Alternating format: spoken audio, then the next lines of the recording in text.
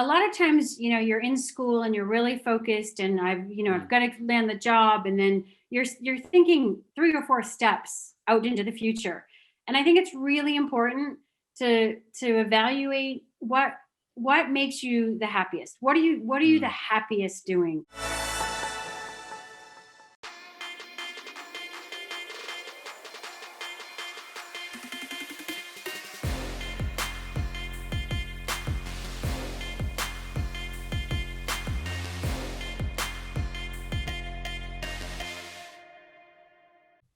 All right, welcome back, Next Gen fam, to Mentor Momentum with Next Gen HQ.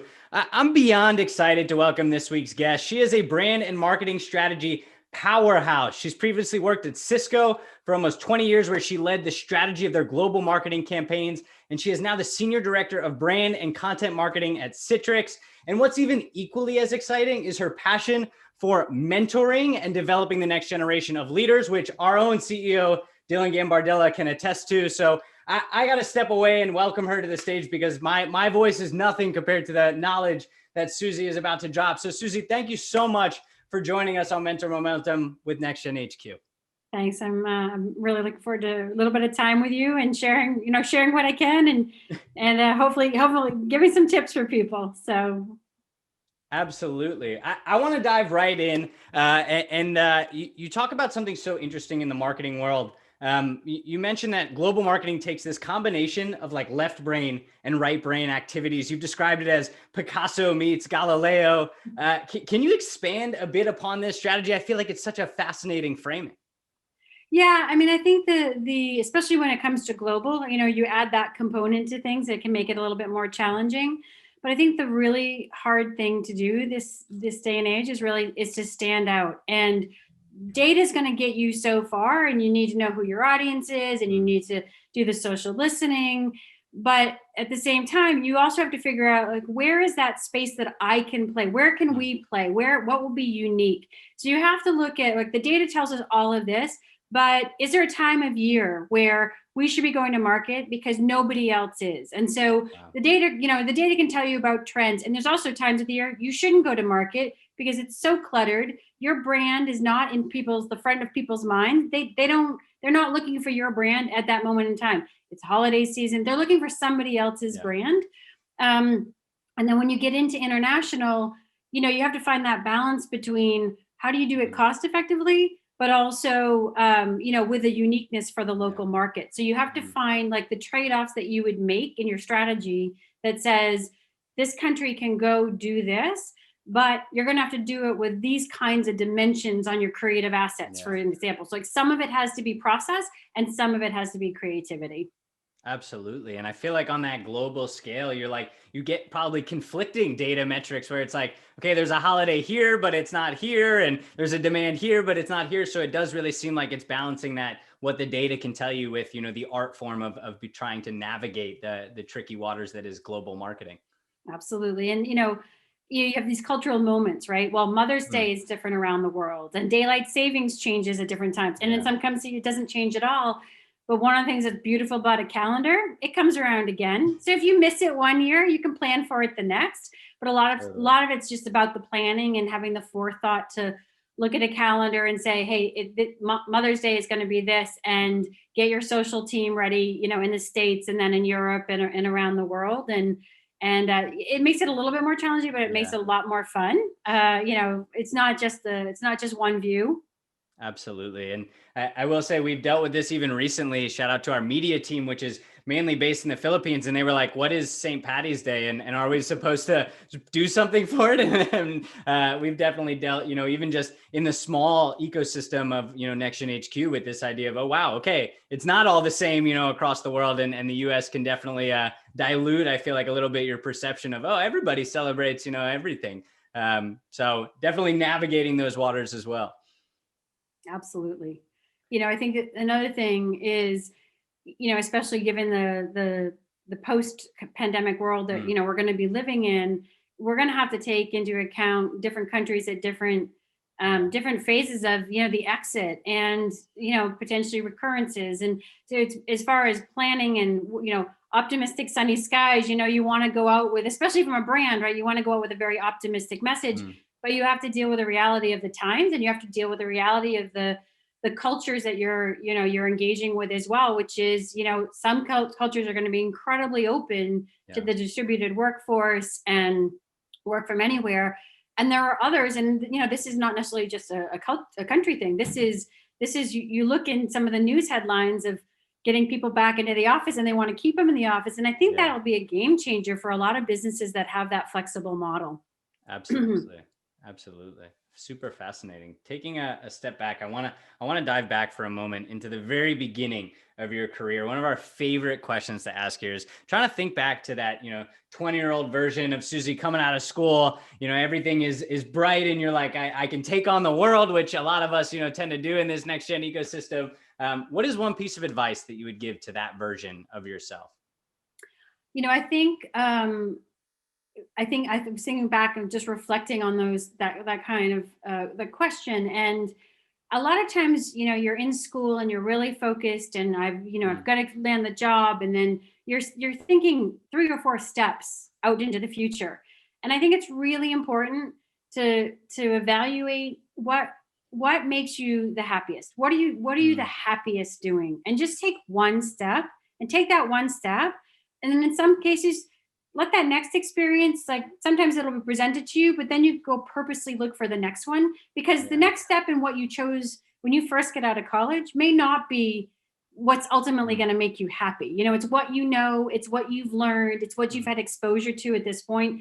Maybe you've done an internship, and maybe it was for a fabulous company, and you think that's where you want to be, and you get into it every day of your life, and it's not a summer internship. You're spending a year or two, and so for me, it's just the principle of don't have the path be so rigid when you first get out there. Just think about that first step, and then the next step might be to the left, or it might be to the right, or it might be straight ahead, and just be open to thinking about other opportunities that that might come your way. You might be, especially in a smaller company, and that's where I started, really small, and it was like, you can go do this, or you can go do this, or you can go do this. What are you going to get the most passion out of? And I think it's really important to just evaluate step by step, and don't have a 10-year plan. You can have an aspiration for where you want to be in 10 years, but there's no, and I think we've seen this, right? There's no one path to get there. And sometimes it's experience, and sometimes it's more education, and sometimes it's changing, where you're working. Diving in a little bit there, because I think it's so fascinating. A question that I know I get a lot from my peers, in the next gen ecosystem is, how long am I supposed to stay at a company? And if I move around too much, what's the problem with that? What, maybe from your own experience, or even as you're hiring, new people onto your team, what do you think about when you see somebody that's either bounced around a lot, or, is still trying to find where they, fit most fully in the world? I think it's really important. I mean, I always ask it. I always ask when I see a resume of, 18 months to 2 years, I'll ask why. And, as long as there's a valid reason for it, I maybe I didn't feel as though I was growing anymore, or, hey, I started doing this, and now I really want to focus on that. I think that I'll tell you, from the beginning of my career to now, the concept of the time you stay in a job has changed dramatically.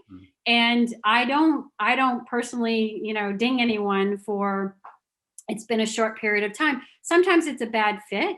Sometimes it's a bad man. I mean, there are a lot of reasons for why it could be. And, obviously you have to be careful on, like, the manager thing, if it's an ex-manager that's hiring you. But I think it's important that you're transparent.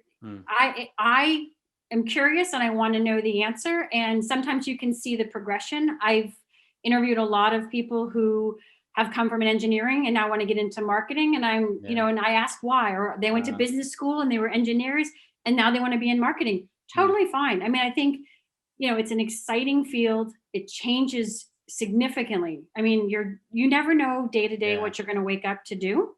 And I think for someone who's like just getting out and exploring, like, that's the job. Find out what brings you passion. Find out where, you might find the right job at the wrong place. And that's okay too, right? It's just it takes a while to understand what you're looking for in a company. And, I've been fortunate. I have stayed a long time, but I found in the company what I was looking for But then I also had opportunities to change the jobs the roles that I was, that I was working in as well. Yeah. And speaking of the next gen family listening right now, Susie is telling you that it is okay that you don't have to, worry, that it's okay to move around and try to find that place that you're passionate about. And I want to dive into one thing that you shared about marketing being such a fascinating field, to your point, that changes literally every single day. Where do you see the future of marketing going, and what's maybe most exciting to you right now in these space? I think, hopefully I'm still around working in 10 years, maybe 10 years. I think the technology is what makes it so interesting. And, how do you reach those audiences? What's going to be the next breakthrough technology? What's going to go away? And it's, it's the demise of television. Well, in the pandemic, guess what came back? Radio, guess what came back? I mean, certain formats had a rebirth. So it's interesting because print as well, newspaper distribution. I mean, it's been an interesting sort of cycle of that coming back. AI, of course, increased intelligence in targeting. But again, that's where I also believe we're going to see that combination of science and art coming together, because I think technology will enable us to be more strategic, but creatively, we're still going to have to figure out the right message for those audiences. And so you can automate, you can target, you can measure, but you're still going to need to have that artistic angle of, it has to be authentic, it has to be relevant, and it has to be at the right time. And so it's really being able to layer all of those pieces, which is, for me, I love it. It's like improving and building at the same time. And I think that's really what's exciting to me about the world of marketing. And the media changes, the technology, the programs change. I mean, you don't get here's your print ad and 6 banners and you're done. That's not what it looks like anymore. So yeah, I'm sure it's been a crazy change of ecosystem. You go from, print or billboard ad all the way to all right, now you can integrate with TikTok or even have somebody shout you out on Clubhouse. And there's new apps coming up every day to, be able to get your brand in front of the audience that you're looking for.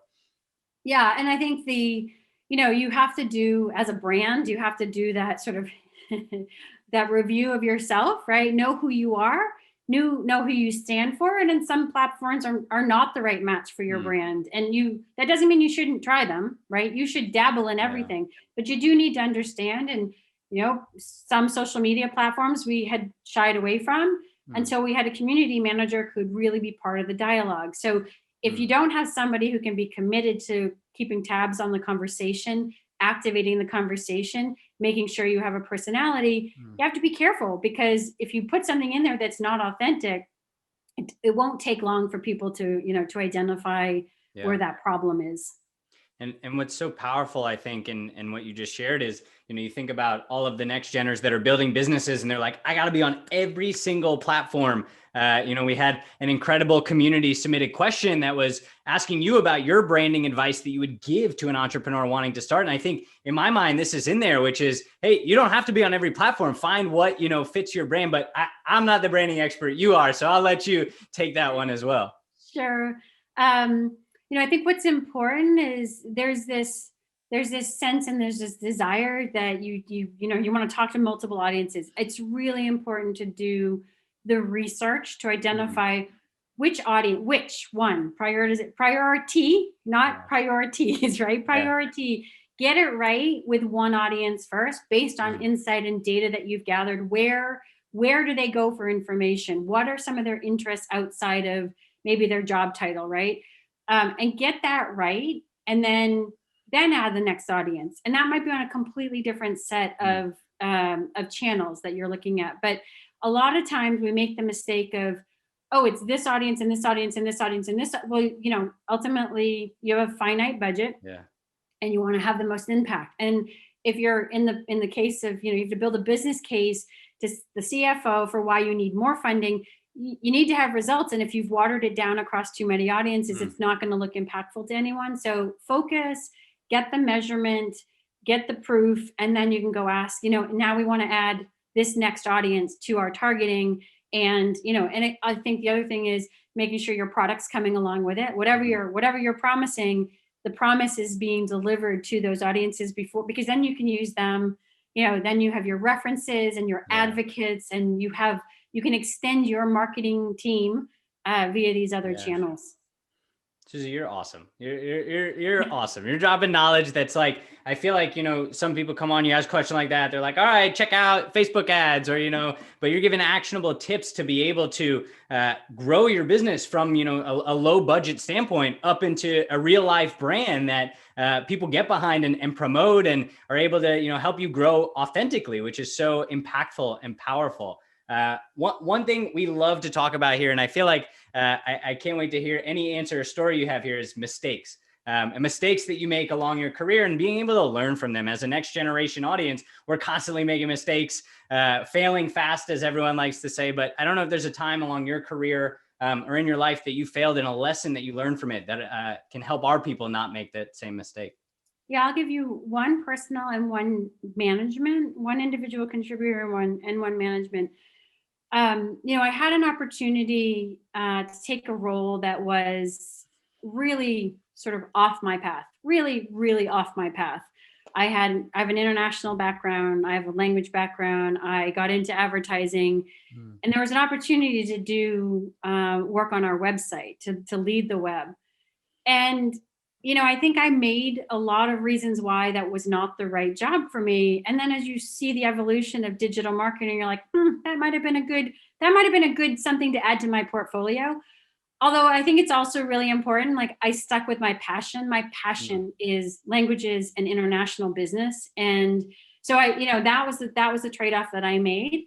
But I might have made it at like, the portfolio of my experience didn't grow as much as it could have if I'd just gone completely off the rails of my, of my focus areas. So I think that's a really important thing as you think about it, which is, if an opportunity is presented to you, don't necessarily make up all the reasons why it's not a good fit. Think through what it could lead to.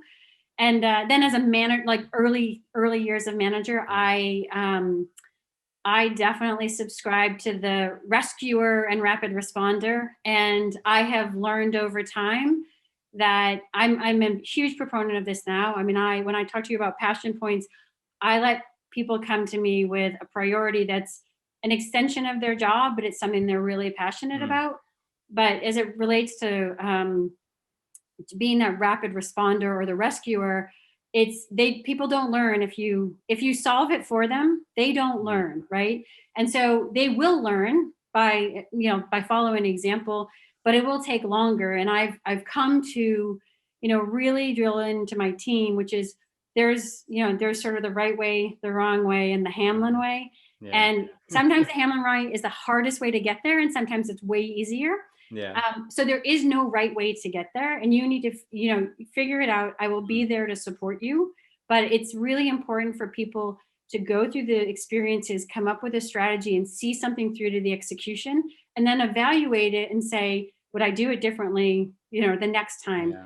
And I do instill in that with my team, which is make those quarter-inch turns as you go, so that you don't have to make a full circle. If you've made something wrong, just always look for that optimization and that improvement.